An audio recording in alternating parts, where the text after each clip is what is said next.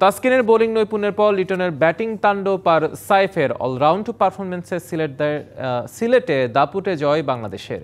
প্রথম টি-20তেও নেদারল্যান্ডসের হার ৮ উইকেট এবং ডাচদের দেয়া ১৩৭ রানের টার্গেট ৩৯ বল আগে টপকে যায় টাইগাররা। ম্যাচ ছাড়া হয়েছেন তাসকিন।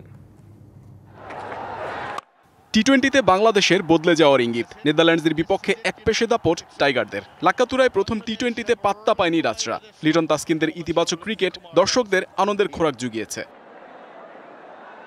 সিলেটে রান বন্যা প্রত্যাশিত হলেও লো স্কোরিং ম্যাচ খানিকটা হতাশা বাড়িয়েছে। আমিরাতে বাংলাদেশকে যেখানে ১৮০ থেকে ২০০+ রান করা কিংবা তাড়া করার অভ্যাস গড়া প্রয়োজন, সেখানে ১৩৭ তো মামুলি।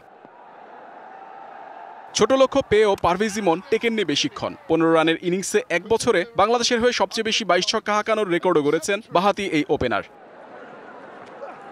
তানজিদকে সঙ্গে নিয়ে লিটন এগিয়ে চলেন ঝোড়ো গতিতে। অধিনায়কের ক্লাসিক্যাল ব্যাটিংয়ের সাথে তাল মিলিয়েছেন তানজিদ। ২৯ রান করেই বাঁহাতি এই ওপেনারের ছন্দপতন ভাঙে ৬৬ রানের জুটি।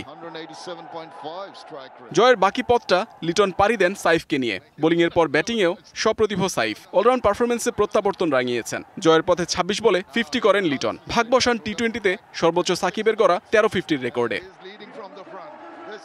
নেদারল্যান্ডসকে অল্পতে আটকানোর কারিগর তাসকিন। টাইগার স্পিডস্টারের গতির সামনে টিকতে পারেনি ডাচরা। একাই ধসিয়ে দেন প্রতিপক্ষের ব্যাটিং অর্ডার। ম্যাক্স ওডাউটকে দিয়ে শুরু, ক্লেইনকে দিয়ে শেষ। মাঝে বিক্রমজিৎ ও ক্রোসও তাসকিনের শিকার। আন্তর্জাতিক টি-20তে তৃতীয়বার ৪ উইকেট পেলেন Taskin.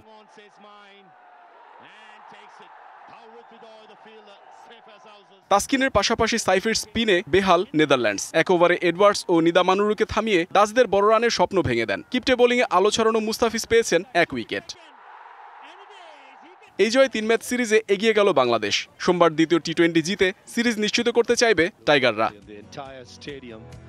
Muhammad Nazim, DBC sports desk.